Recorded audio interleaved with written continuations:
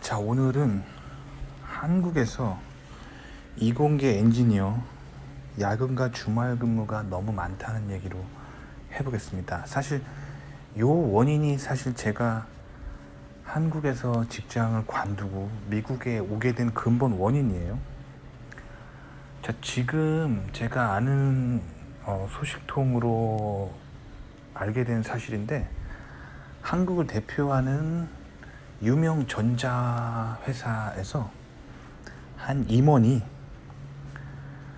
새벽 3시까지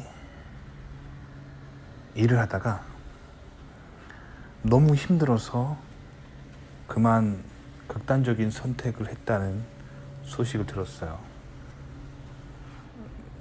뭐 제가 다녔던 조직은 아니지만 그곳도 한국을 대표하는 대기업 중에 한 곳이기 때문에 굉장히 안타까웠어요. 왜냐면 여러분들이 한국에서 공대를 나오고 성공하면 가는 곳이 거긴데, 그 성공한 자의 끝을 보니까 한국에 계신 엔지니어분들이 일할 맛이 안 나는 거예요.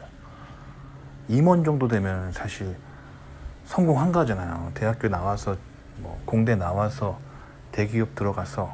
근데 그 삶의 끝이 행복한 게 아니라 새벽 3시까지 일하다가 극단적인 선택을 하는 거니까 안타깝죠. 사실 저도 이 문제 때문에 제가 말씀드린 적 있지만, 예전에 저도 한국 대기업을 다녔어요. 제가 앞서 언급한 그곳은 아니지만 제가 다녔던 곳도 한국의 최고의 대기업이라고 불리는 곳이었는데, 제가 거기서 미국에서 박사학위를 마치고 귀국을 해서 거기서 일을 했는데 과로로 2번이나 쓰러졌어요. 일을 하는데 한쪽 다리가 안 움직이더라고요. 그러니까 너무 스트레스를 받고 너무 일을 많이 하니까 한쪽 다리가 안 움직이더라고요. 그래서 이러다가 나의 몸에 무슨 문제가 생길 것 같아가지고 병원에 가서 이제 물리치료를 받고 막 그러는데, 의사가 그러더라고요. 너무 극단적인 스트레스를 받았을 때 신경이 너무 놀래가지고 한쪽 다리가 안 움직인 거라고 그러더라고요. 그래서 어쨌든 그때 이제 마사지도 받고 이렇게 침도 맞고 적외선 치료도 막 이렇게 하고 이렇게 여러 가지 치료를 해가지고 좋아졌어요. 근데 계속 있다가 안 되겠다 싶더라고요. 그래서 제가 미국 박사고 실력이 또 열심히 도전하면 미국 회사가 안 될 사람도 아니고, 그래서 그때부터 미국 대기업 면접 볼 것에 모든 걸 걸었죠. 그래서 면접 준비만 하고 맨날 퇴근하고, 그렇게 해서 미국에 오게 됐어요, 다시. 그리고 미국 대기업에 다니는데, 제가 있는 곳은 실리콘밸리입니다. 미국 안에서도 미국 내국인들도 실리콘밸리는 좀 바빠 라고 하는 곳인데, 한국 대기업에 비하면 껌이에요. 별로 안 바빠요. 그러니까 머리는 많이 쓰는데 막 그렇게 야근을 죽도록 하지 않아요. 저는 요즘 웬만하면 저녁 5시에, 평일날 저녁 5시 전에 집에 가요. 자, 근데 한국은 그럼 왜 이렇게 야근과 주말 근무가 많은지 그 원인을 생각해야 돼. 그 원천 기술이 없기 때문이에요. 그런데 이거를 절대로 좌파적으로 해결하면 안 됩니다. 좌파적으로 해결하려고 했었죠. 지난 좌파 정권 때, 한국의 좌파 정권 때 야근을 법적으로 그냥 규제해버리면 어떻게 되냐면, 원천 기술도 없는 나라가 일의 양을 규제해버리면 어떻게 되냐면 모두가 가난해지는 거예요. 에브리바디 가난해지는 거예요. 한국 경제가 완전 나락으로 갔죠. 근데 누군 좋아했는지 알아요? 고졸 근로자들은 좋아했어요. 왜냐면 그 사람들은 어찌되든 사회 바닥이니까 어찌되든 자기 중노동 시간을 규제하는 게 좋았겠죠. 꿈이 있고 비전이 있고 그런 것보다 국가의 경쟁력이나 회사의 장기 비전이나 그런 거를 생각할 수 있는 안목을 가진 사람들이 아니에요. 그냥 당장 내가 쇳덩어리 날리는데 그 시간을 조금 될 수 있다면 그냥 무조건 그렇게 가는 거죠. 그래서 그 결과 국가 전체가 몰락의 길을 걸었었어요. 좌파적으로 해결하면 안 됩니다. 이 문제 해결하려면 우파적으로 해결해야 돼요. 즉 능력을 키워야 됩니다. 그럼 어떻게 능력을 키우냐면 원천 기술을 확보하는 쪽으로 가야 돼요. 그래서 원천 기술이 있기 때문에 선진국들은 과하게 일하지 않는 거예요. 한국이 과하게 일하는 이유는 원천 기술이 없기 때문에. 원천 기술이 없기 때문에 한국의 대기업은 어떻게 하냐면 연구소장이나 사장님들이 주기적으로 미국의 대기업이나 미국 연구소에 방문해서 이미 그들이 만들어 놓은 원천 기술의 그 기술을 사옵니다. 정확히 말하면 빌려오는 거예요. 대여료를 내는 거예요. 1년간 이 기술 쓰는데 얼마. 자, 그럼 봐봐요. 이미 원천 기술의 라이센스 비용을 제시하고 빌려온 거기 때문에 거기서 이윤을 내려면 그거를 가지고 공장을 돌려서 많이 팔아먹어야 되는 거예요. 그러니까 일이 많은 거예요. 이해 가셨죠? 농사로 치면은 소작농인 거예요. 땅이 내게 아닌 거예요.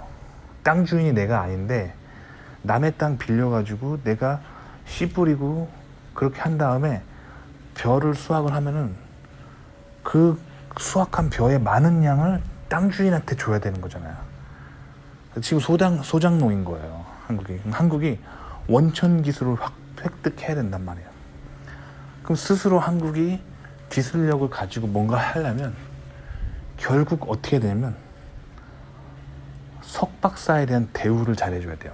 특히 박사에 대한 대우를 잘해줘야 돼요. 그거예요. 그냥 대우를 잘해주면 다 돌아와요. 근데 대우를 안 해주니까 그런 거예요.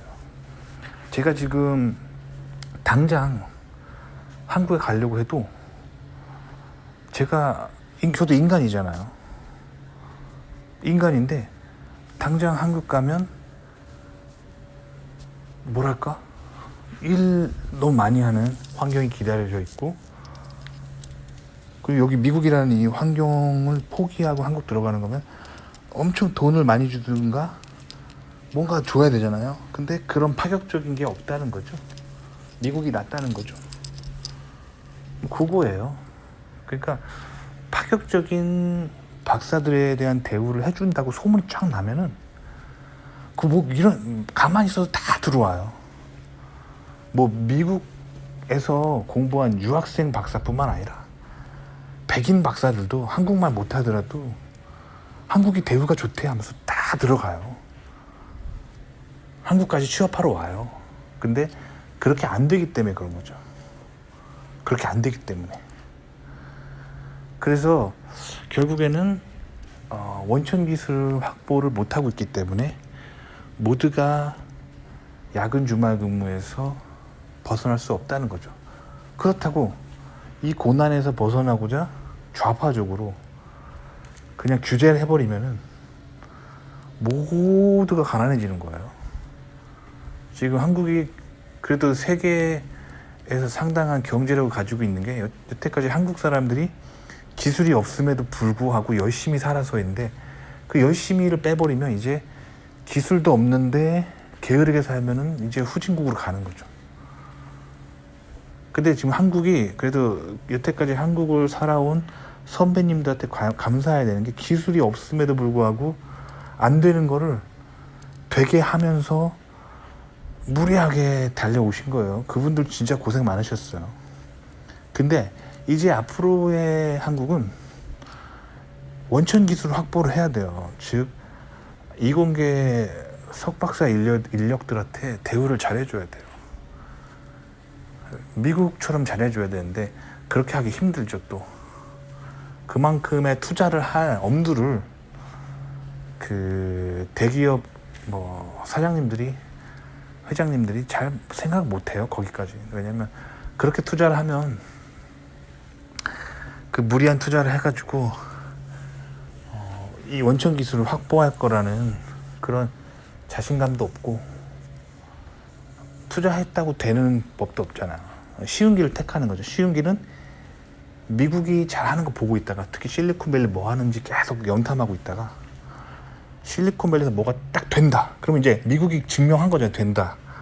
그럼 그때 미국에 이렇게 출장 가가지고 그 회사 연구실 찾아가서 우리도 좀 기술 쓰게 해달라 하고 월 사용료 내고 설계도랑 지적 자산을 빌려오는 게 쉽기 때문에 그렇게 하는 거죠. 그러니까 이게 사실 굉장히 힘들어요. 힘든 일이에요. 그래서 한국 같은 경우는 그래서 원천 기술을 사다가 조립을 해서 되파는 비즈니스예요, 이공계가.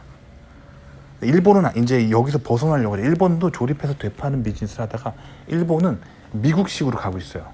원천 기술 확보, 이공계 원천 기술 확보를 위해서 가고 있어요. 그러니까 미국 이공계에서 노벨상이 나오잖아요.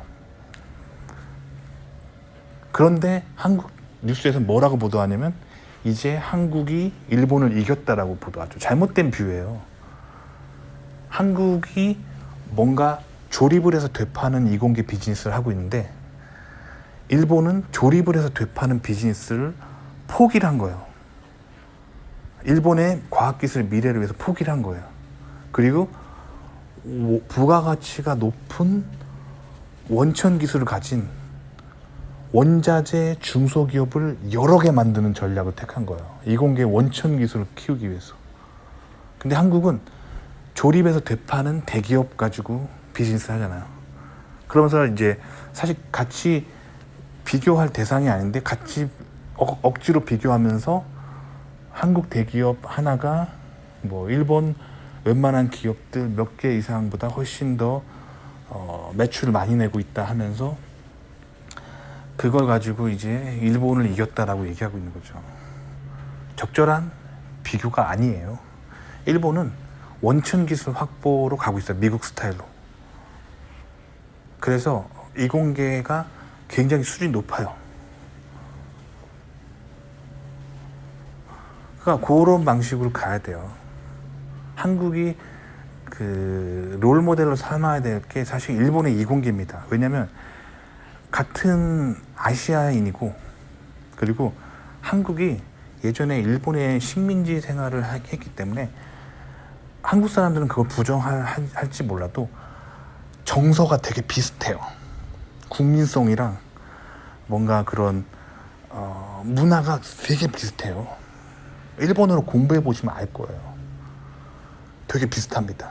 그래서 한국이 일본을 롤모델을 삼고 따라하면은 일본처럼 갈 수 있어요.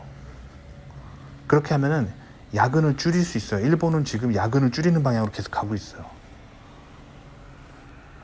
일본도 한 세대 전에는 한국처럼 막 야근 죽도록 하면서 이공계를 키워왔다가 이제는 그렇게 안 하는 거예요.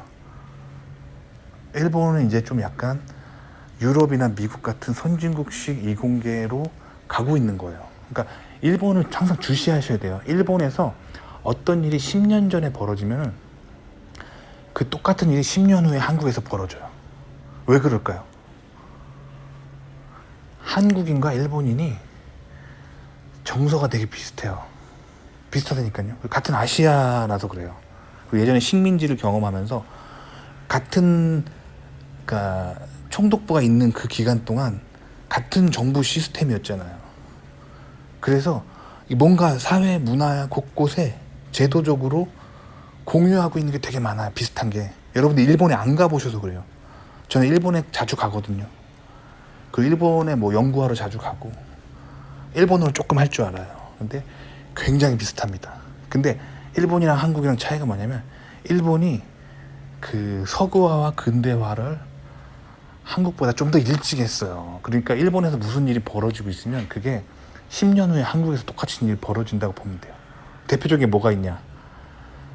오타쿠 문화, 그리고 그러니까 청년 고독 있잖아요. 방에서 안 나오는 애들, 히키코모리라고 하죠. 그 문화 일본에서 먼저 일어났죠. 그리고 부동산 버블 먼저 일어났죠.